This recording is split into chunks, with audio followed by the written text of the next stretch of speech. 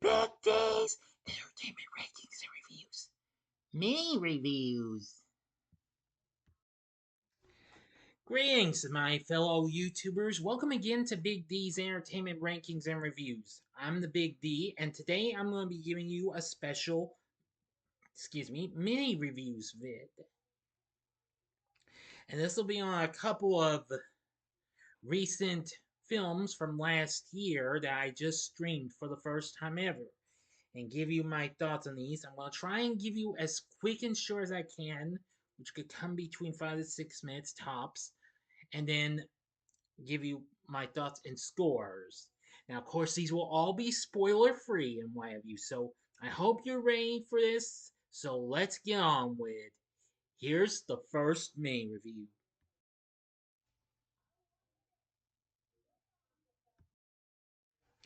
The first main review will be on the 2025 fantasy rom-com Eternity, released by Apple Original Films along with A24, directed by David Frine, who co-wrote the film with Pat Kanane, starring Elizabeth Olsen as a woman forced to choose whom to spend eternity with in the afterlife.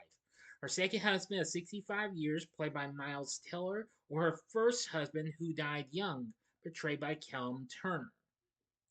The film also has Divine Joy Randolph, John Early, and Olga Meredith in supporting film roles. Now then, I've got to say, this film is quite frankly really something. Anyway, it's about Larry and Joan.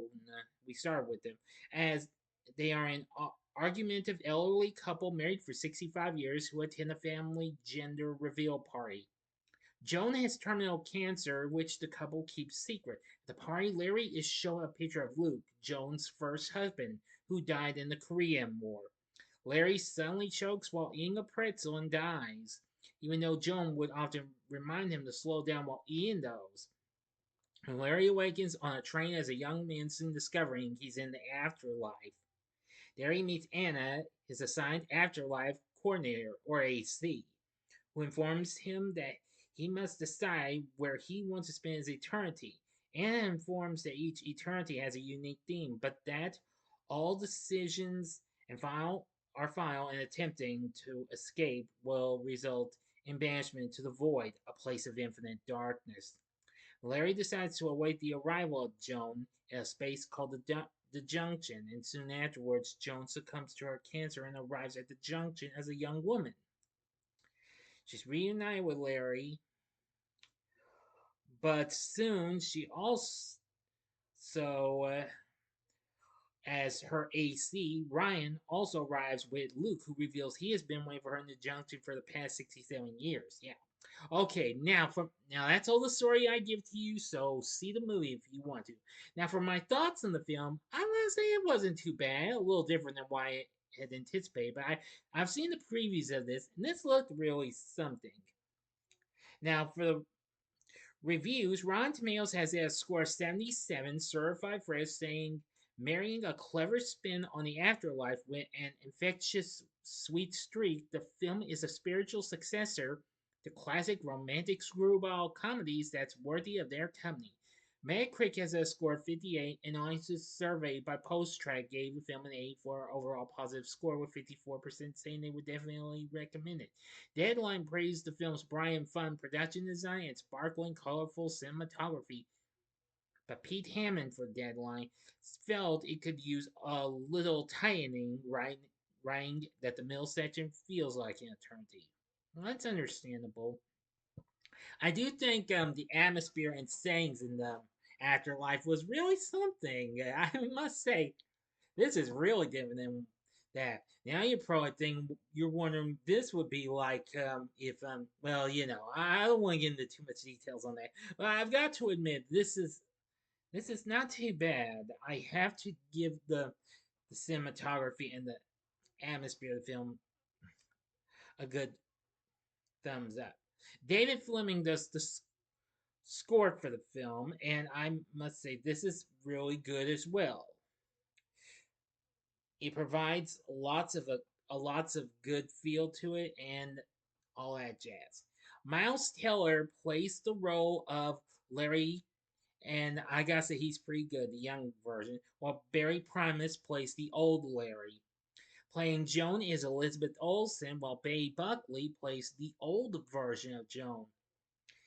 They're both pretty good. Tyler and Olsen, they are both very good. Callum Turner played Luke, Joan's first husband, the young version of him. Pretty good. John Early played Ryan, Joan's afterlife coordinator. Olga Merides as Karen, a neighbor and friend of Joan, who is disliked by Larry. And Divine Joy Randolph plays Anna. I gotta say, she's pretty darn funny. So I have to give this film credit for what it had to offer. It does have some pretty good rom com moments and what have you. It does have some flaws, but it's still pretty enjoyable for some part. And I did like the atmosphere of the afterlife. It's really something. This is unlike what you could see in any other film where the afterlife's involved. This is really incredible. So for with everything said, I think Afterlife is a great rom com. And I think you'll really like if you give it a shot. The film's currently available to stream on Apple TV. And the film, which originally was released on November 26th of last year in 2025, after it made its premiere 2.5 months prior at the Toronto International Film Festival, was a success, going on to make 35 million worldwide on its $12 million budget. So this is worth a go for. Again, the film's currently streaming on Apple TV. So this is a pretty fun film. For my score, I give Eternity 4 stars. On a scale of 1 to 10, I give it an 8. Now to the next me review.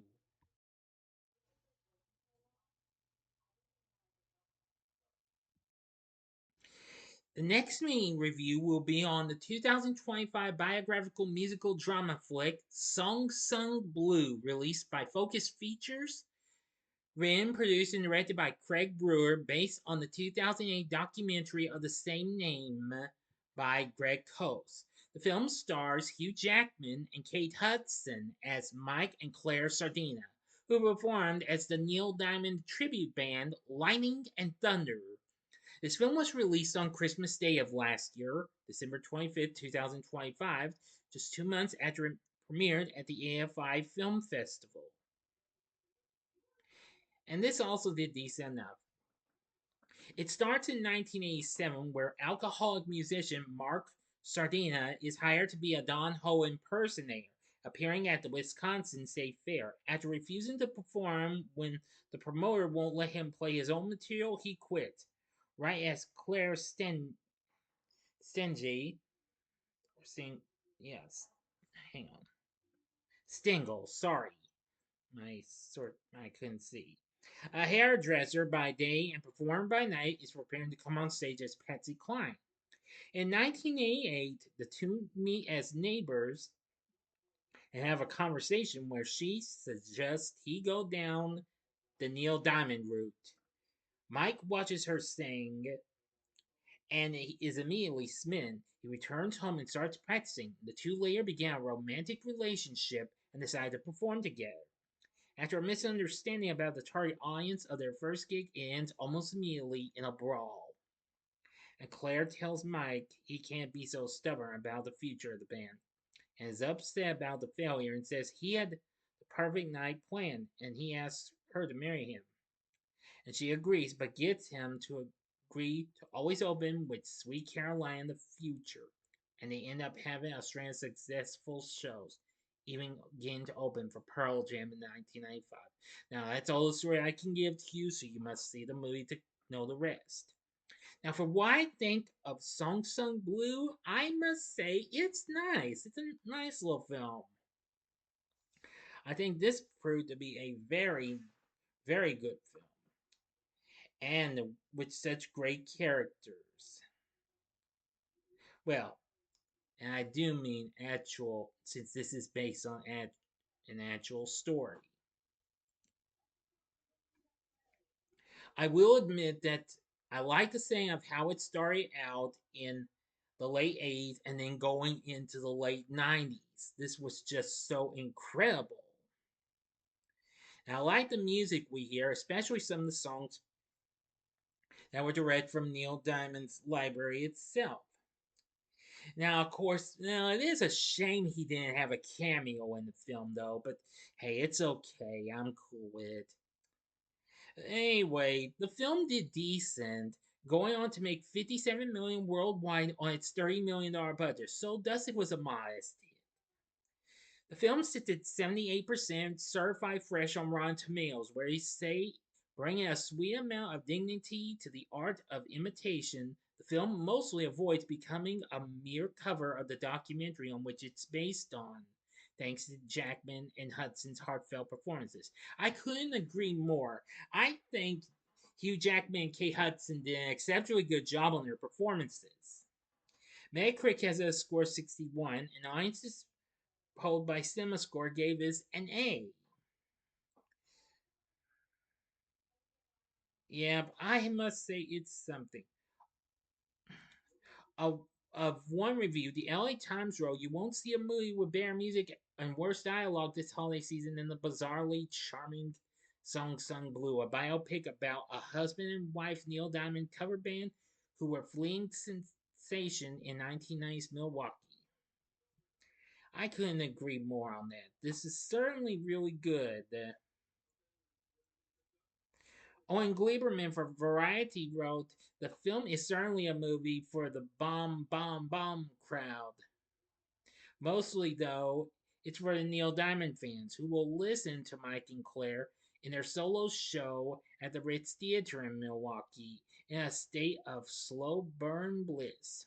When Mike starts to sing the Arabic chant of Sulaiman, Diamond's single from 1970, it sounds eerie and mysterious, but when the groove kicks in, it's so ecstatic you want to revel in its majesty the same way Mike does, as a diamond shining through the darkness."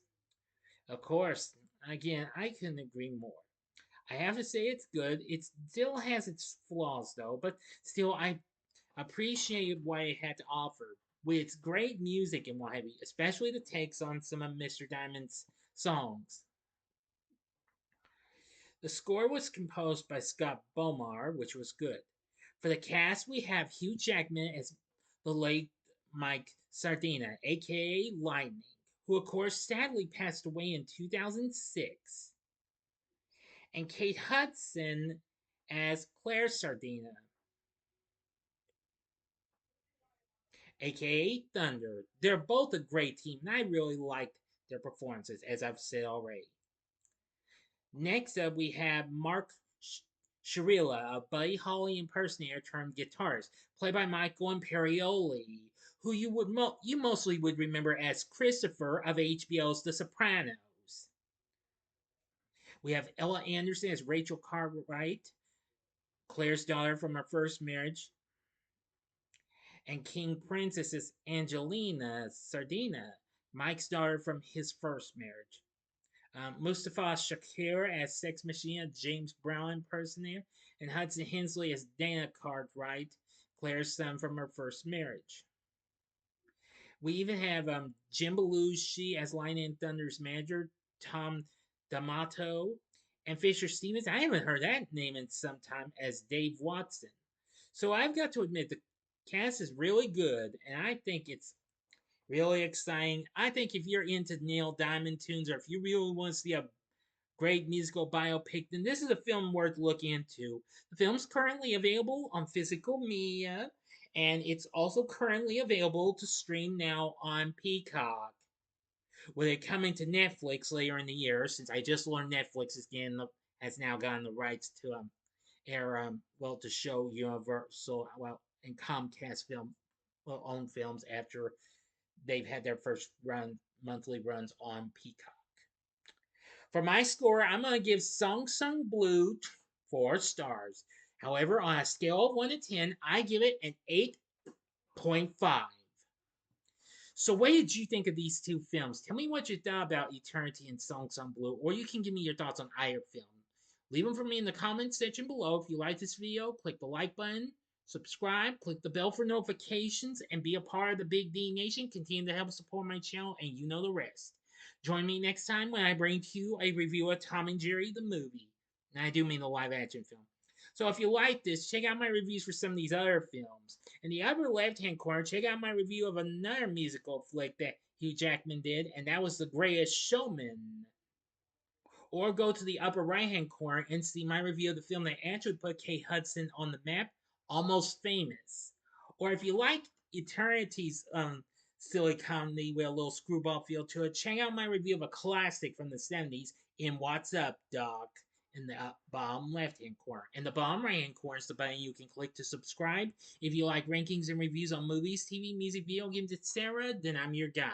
Thanks for watching. Until next time, I'm the Big D saying, see ya.